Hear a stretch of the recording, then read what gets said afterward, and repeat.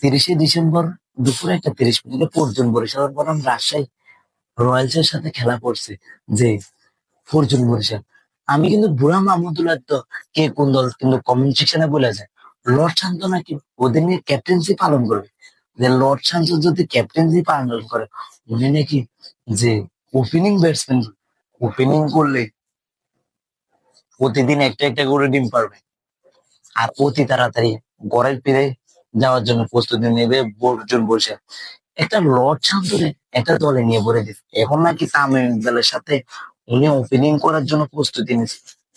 Golden duck ডাক অতি তাড়াতাড়ি একটা একটা করে তাড়াতাড়ি টিমের মধ্যে নিয়ে পৌঁছায় রাখো, যে প্রতিদিন একটা ডাক মার যে লর্ড শান্ত। যদি লর্ড শান্ত ক্যাপ্টেন্সি করবে, কাপ তো দূরের কথা, সার কাপও নিতে পারবে না। যে লর্ড শান্ত যে খেলা একের পর এক গোল্ডেন ডাক ডাক ডাক অর্জুন